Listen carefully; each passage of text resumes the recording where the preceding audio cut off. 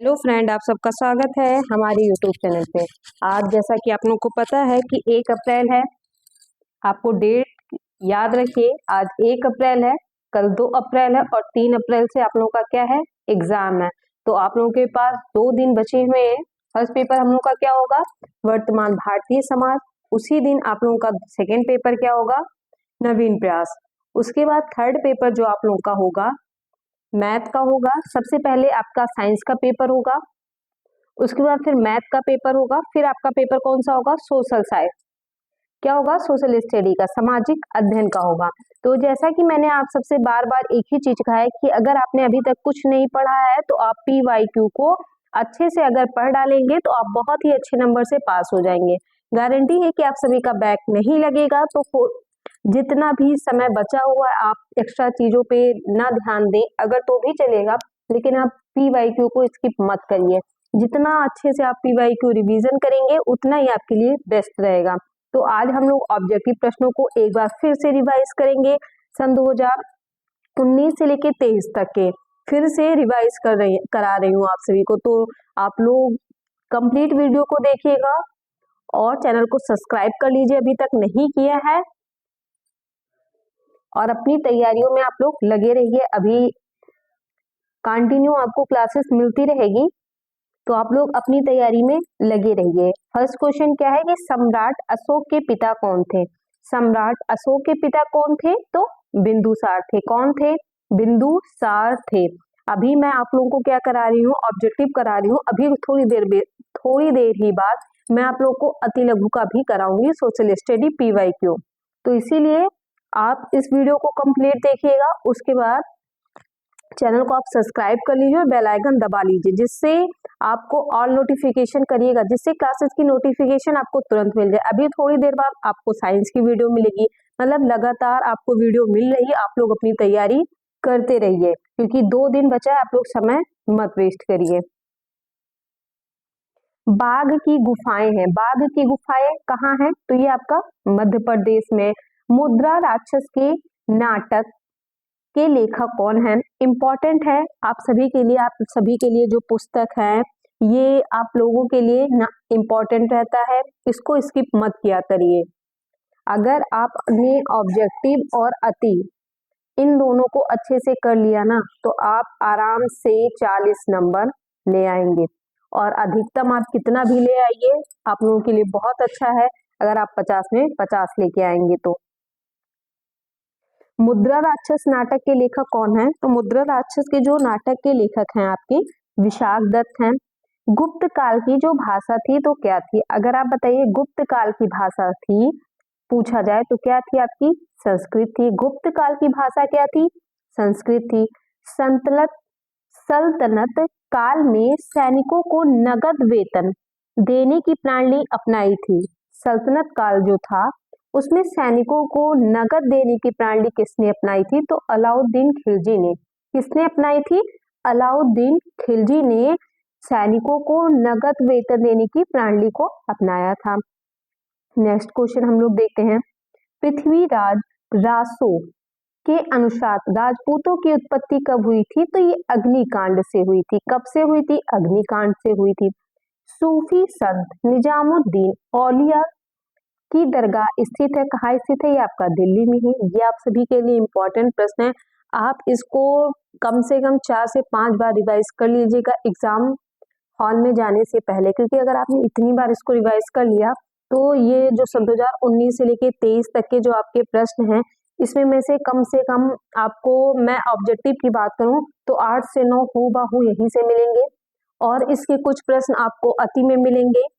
तो इसलिए इसको स्किप मत करिएगा, पढ़िएगा जरूर आप लोग और कंप्लीट वीडियो देखिएगा। पल्लो का प्रसिद्ध बंदरगाह कहाँ है, ये आपका कांची में है। कहाँ है, कांची में है।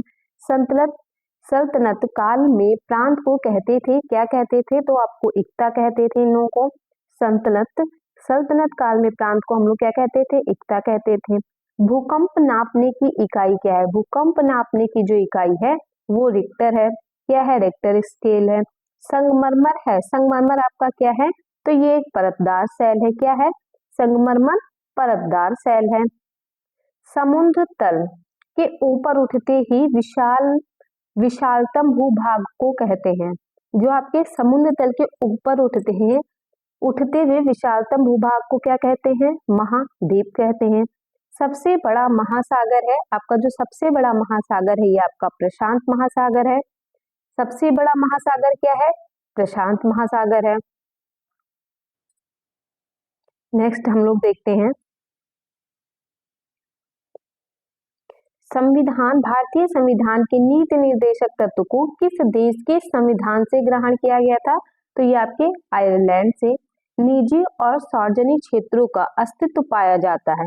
निजी और सार्वजनिक, जहां पे दो क्या है मिक्स हो जा रहे हैं, तो आपका क्या है? मिश्रित अर्थव्यवस्था। निजी और सार्वजनिक दोनों को क्या किया जा रहा है? आपस में मिलाया जा रहा है। सन 2019 में हम लोगों का पेपर 2 बार हुआ था, इसलिए इसके 2 पेपर हैं।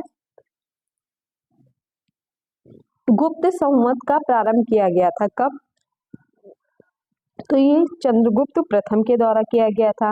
कलिंग युद्ध के बाद अशोक की घोषणा किसने की थी? तो धर्मघोष ने की थी। अधोलिखित में कौन गुप्तकालीन स्वर्ण मुद्रा है आपका? अधोलिखित में कौन, मतलब अधोलिखित जो है उसमें कौन सा गुप्तकालीन स्वर्ण मुद्रा है आपका? तो दिनार है। तराइन का जो आपका प्रथम युद्ध है ये कब हुआ था? तराइन की अगर प्रथम युद्ध की बात करें, हुआ था कब हुआ था? तो मोहम्मद गौरी और पृथ्वीराज चौहान के मध्य हुआ था। तराइन का प्रथम युद्ध जो आपका था ये मोहम्मद गौरी और पृथ्वीराज चौहान के मध्य हुआ था। दिलवाड़ा का जो जैन मंदिर है ये स्थित है। दिलवाड़ा का जो जैन मंदिर है ये आपका राजस्थान में स्थित है। कहाँ स्थित है? राजस्थान में स्थित है। पल्लों के प्रसिद्ध रथ मंदिर किस स्थान पर निर्मित है? जो पल्लों हैं इनका जो प्रसिद्ध रथ मंदिर है ये कहाँ किस स्थान पे निर्मित है? तो ये आपका स्थित है महाबलीपुरम में स्थित है। गीत गोविंद के रचयिता कौन है? गीत गोविंद के रचयिता जयदेव। आपके लिए मोस्ट इंपॉर्टेंट है, आप इसको कहीं लिख लीजिए और आप इसको याद रखिएगा कि गीत गोविंद के रचयिता कौन है। गीत गोविंद के जो रचयिता हैं जयदेव हैं। कृष्ण देव राय के दरबार में अष्टदिग्गज थे। अष्टदिग्गज को हम लोग क्या कहते थे? तो 8 तेलुगु कवि कहते थे। क्या कहते थे? 8 तेलुगु कवि। नेक्स्ट, मानसूनी पवन को हम लोग क्या कहते हैं? तो इसको मौसमी पवन कहते हैं। वायुमंडल के सबसे अधिक गैस की मात्रा कहाँ है, मतलब किसमें होती है? तो नाइट्रोजन में होती है। वायुमंडल के सबसे अधिक गैस की मात्रा नाइट्रोजन में होती है। नेक्स्ट,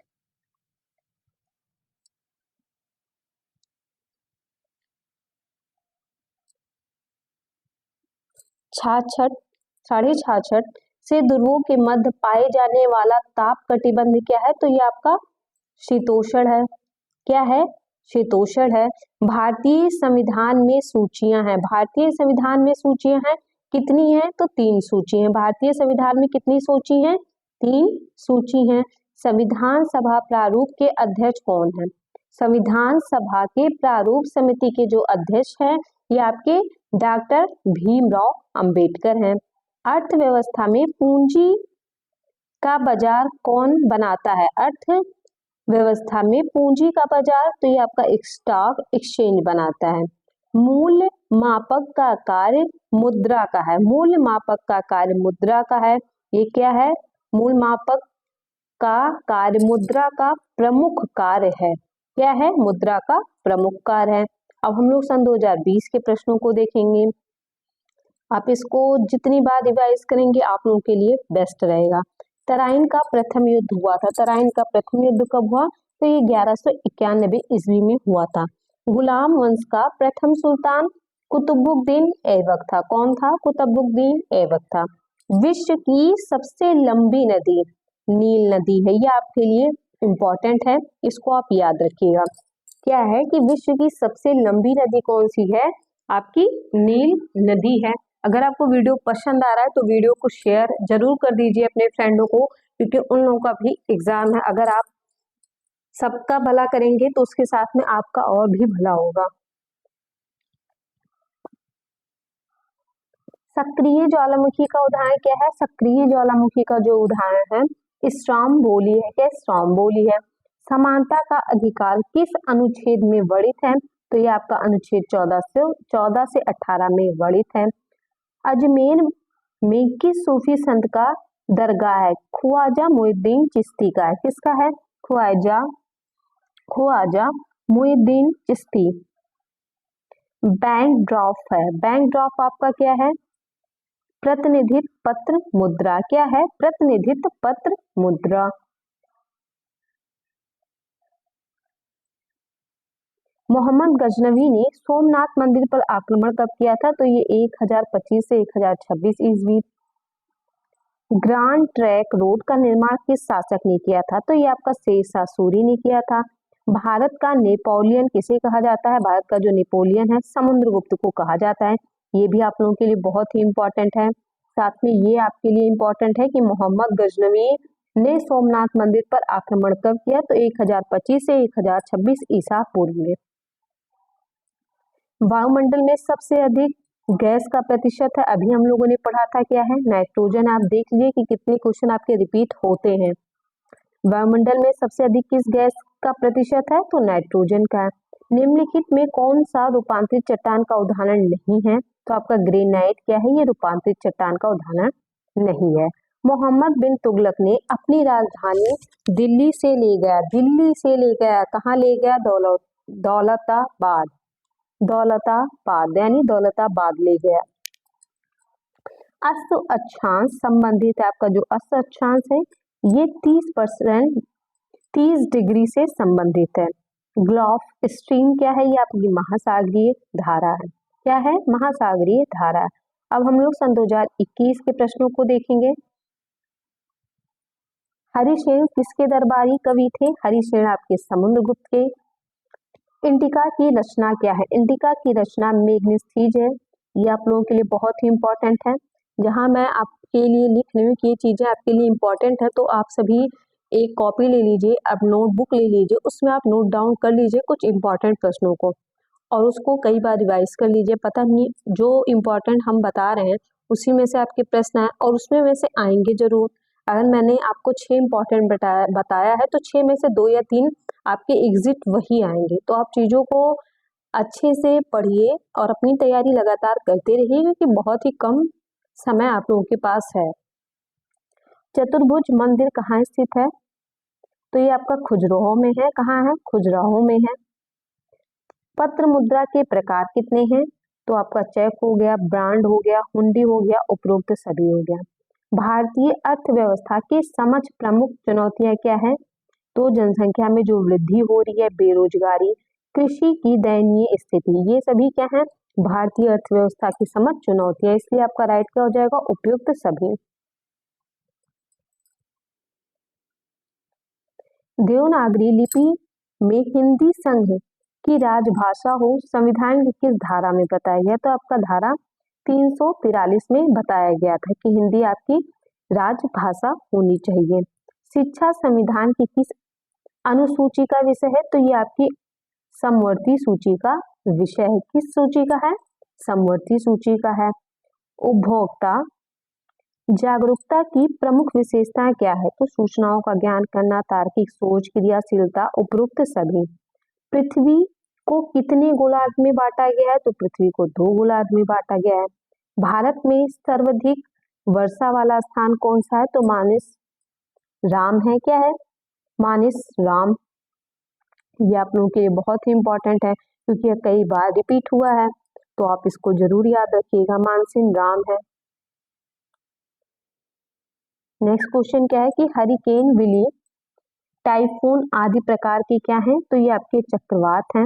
वायुमंडल में सर्वाधिक मात्रा में पाए जाने वाली गैस देखिए, तीसरी बार ये रिपीट हुआ है और लगातार, है ना? क्या है? नाइट्रोजन है। सूर्य का प्रकाश, मोस्ट इंपॉर्टेंट, ये आपके साइंस के लिए भी है और सोशल स्टडी के लिए भी है कि सूर्य का प्रकाश पृथ्वी तक पहुंचने में कितना समय लगता है? 8 मिनट 3 सेकंड का क्या लगता है? समय। अगर 8 मिनट 16 सेकंड भी दे दिया तो आपको मतलब 8 के पास जो भी होगा करीब में वही आपका राइट हो जाएगा और एकदम राइट अगर बात करें तो 8 मिनट 16 सेकंड है। दक्षिण